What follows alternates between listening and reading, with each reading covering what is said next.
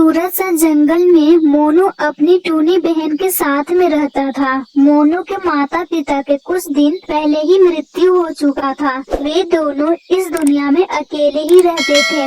तभी वहाँ बुलबुल कबूतर आती है। मोनू, तुम दोनों भाई बहन कब तक अकेले रहोगे? तुम अपनी बहन से बड़े हो, मेरी बात मानो, तुम शादी कर लो। अगर शादी कर लोगे तो तुम्हारी बहन का एक भाभी माँ मिल जाएगी। तुम खुद सोचो मोनू, भोजन की तलाश में तुम जाते हो बहुत दूर। तुम्हारी बहन घर पर अकेली ही रहती है। अगर तुम्हारी बहन को कुछ हो जाएगा तो तुम क्या करोगे? बोलो मोनू। इससे अच्छा होगा कि मोनू तुम शादी कर लो। पर मैं कैसे शादी कर लूं बुलबुल मौसी? मेरे लिए लड़की कौन देखने जाएगा? मोनू बेटा, तुम चिंता क्यों कर रहे हो? मैं हूँ ना, तुम्हारी बुलबुल मौसी। तुम्हारी दुल्हन को मैं देखने जाऊंगी। एक काम करते हैं, अभी चलते हैं हम लोग लड़की देखने। मेरी एक दोस्त है, उसकी बेटी बहुत सुंदर है, उसका नाम नैना है। तब ठीक है बुलबुल मौसी, अभी चलते हैं हम लोग लड़की देखने। फिर रिश्ता पक्का करके हम लोग आ जाएंगे। फिर मेरी शादी हो जाएगी तो कुछ महीने बाद मैं अपनी बहन का भी शादी करा दूंगा। ये अच्छा रहेगा ना बुलबुल मौसी? हाँ मोनू बेटा, ये अच्छा रहेगा। अब चलो जल्दी, नहीं तो फिर वापस आने में रात हो जाएगी हम लोग को। फिर तीनों पक्षी उड़ते उड़ते तोते के घर पहुँच जाते हैं। अरे बुलबुल, तुम यहाँ कैसे? मेरे घर? और ये कौन है? मिट्ठू रानी, ये मोनू है और इसकी बहन टूनी। ये दोनों भाई बहन हैं। मैं रिश्ते का बात करने आई हूँ। क्या तुम अपनी बेटी का शादी करना चाहोगी? मैं दहेज में कुछ भी नहीं लूंगी मिट्ठू रानी। हाँ हाँ बिल्कुल, क्यों नहीं। मेरी बेटी का रिश्ता मेरे घर खुद आया है। मैं जरूर करूँगी ये शादी, लेकिन मैं दहेज में कुछ भी नहीं दे पाऊंगी क्योंकि मेरे पास कुछ भी नहीं है देने के लिए।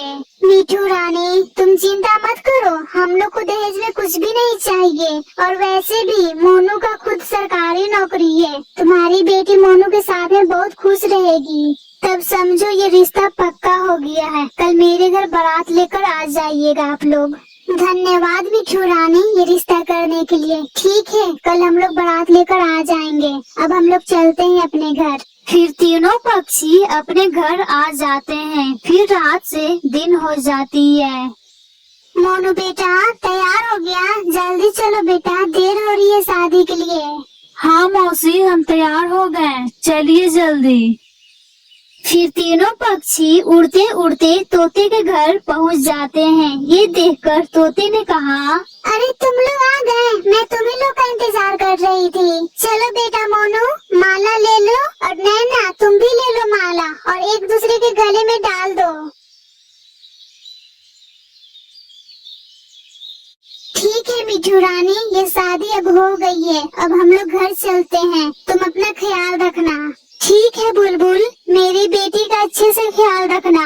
तुम चिंता मत करो मिट्ठू रानी, तुम्हारी बेटी अच्छे से ही रहेगी। ठीक है, अब हम लोग चलते हैं। इतना बोलकर सारे पक्षी उड़ते उड़ते अपने घर पहुंच जाते हैं। बुलबुल कबूतर मोनू से बोलती है, मोनू बेटा ठीक है, अब मैं चलती हूँ अपने घर। तुम लोग अपना ख्याल रखना। अगर मेरी मदद की जरूरत हो तो मुझे बताना, ठीक है बेटा? और हाँ, तुम अपनी छोटी बहन का जरूर ख्याल रखना, इसे दुख मत देना बेटा, ठीक है? अब मैं चलती हूँ। इतना बोलकर कबूतर अपने घर उड़ते उड़ते चली जाती है। कुछ महीने यूं ही बीत जाता है। इधर टूनी अपने भाई मोनू से बोलती है, मोनू भैया, आप मुझे भोजन ला करके दो ना, मुझे बहुत जोर से भूख लगी है भैया। मोनू जी, मैं जब से शादी करके आई हूँ तब से मैं देख रही हूँ आप इसका कितना ख्याल रखते हैं। क्या ये छोटी बच्ची है कि हर समय आप इसे भोजन ला कर दें? आप भोजन लाना इसका बंद कीजिए मोनू जी, समझे आप? भाभी माँ, आप ऐसे क्यों बोल रहे हैं? मैं भोजन लाने कहाँ जाऊंगी? कभी नहीं गई हूँ मैं भोजन लाने भाभी माँ। आप हमसे इतनी नफरत क्यों करती है भाभी माँ? तू हमसे जबान लड़ाएगी? जबान काट कर किसी नाली के गटर में फेंक दूंगी, समझी तू? और आप मोनू जी, इसे अभी कभी घर से बाहर निकालिए, मुझे इसका शक्ल भी नहीं देखना है। टूनी, तू मेरी पत्नी से बहस की तू?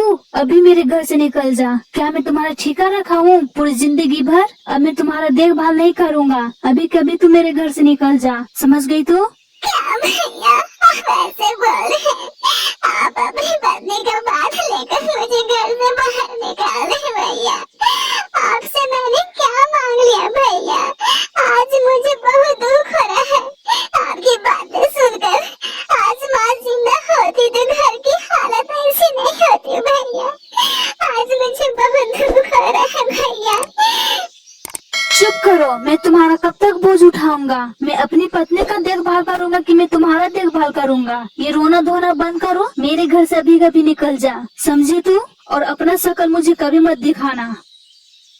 इतना बोलकर टूनी चिड़िया उड़ते उड़ते दूसरे जंगल में पहुंच जाती है और एक पेड़ पर बैठ जाती है। फिर रोते रोते वो गाना गाती है। स्वर्ग से सुंदर सपनों से प्यारा है अपना घर द्वार। स्वर्ग से सुंदर सपनों से प्यारा है अपना घर द्वार। हम पर रहे बरसता ही नहीं सदा तुम्हारा प्यार न रूठे, कभी घर द्वार न छूटे। तुम्हारा प्यार न रूठे, कभी घर द्वार न छूटे। घर आंगन में खेले मेरे सहरा चंदा तारे, इनके लिए है जीना मुझको ये जान से प्यारे। कहाँ मिलेगी ऐसी ममता इतना प्यार दुलार। तुम्हारा प्यार न रूठे, कभी घर द्वार न छूटे। तुम्हारा प्यार न रूठे, कभी घर द्वार न छूटे। टूनी चिड़िया रो रो कर गाना गा रही थी। इधर बुलबुल कबूतर भोजन की तलाश में निकली थी। तभी उसे गाना सुनाई दिया। वह तुरंत उड़ते उड़ते टूनी चिड़िया के पास आती है। उसे देखकर कबूतर ने कहा, टूनी मेरा बच्चा, तुम ये गाना गा रही हो? तुम यहाँ क्या कर रही हो बेटा इतनी कड़ी धूप में? तुम अपना घर छोड़ कर यहाँ इस जंगल में क्यों आई हो बेटा? बोलो मौसी, मैं अपना घर छोड़कर नहीं आई हूँ। भैया और भाभी मुझे घर से निकाल दिए हैं। अब मैं कहाँ जाऊँगी बुलबुल मौसी? इस दुनिया में सब मेरा कोई भी नहीं है। ईश्वर ने बचपन में ही मेरी माँ को छीन लिया। अब बड़ी हो गई हूँ तो मेरे भाई से मैं चुड़ैल अलग कर दिया है। अब मैं कहाँ जाऊँगी बुलबुल मौसी? इस दुनिया में मेरा कोई भी नहीं है। मेरा बेटा मुझे माफ कर दो। मुझे नहीं मालूम था वो चुड़ैल घर में आते ही घर को बर्बाद कर देगी। मुझे माफ कर दो बेटा। तुम अकेली नहीं हो इस दुनिया में। मैं बनूंगी तुम्हारा सहारा। मुझे नहीं मालूम था शादी के बाद मोनू बदल जाएगा। मत रो बेटा, तुम मेरे घर चलो। अब तुम मेरे साथ में ही रहोगी। चलो बेटा, इस दर्द को भूल जाओ और एक नई जिंदगी शुरू करो। चलो बेटा मेरे घर, अब हम लोग साथ में रहेंगे। ईश्वर ने भी मेरी प्रार्थना सुन ली। कोई मेरा संतान भी नहीं था, अब मेरी गोद भर गई है। मैं तुम्हें पालूंगी एक बेटी की तरह। अब से तुम मुझे माँ बोलना।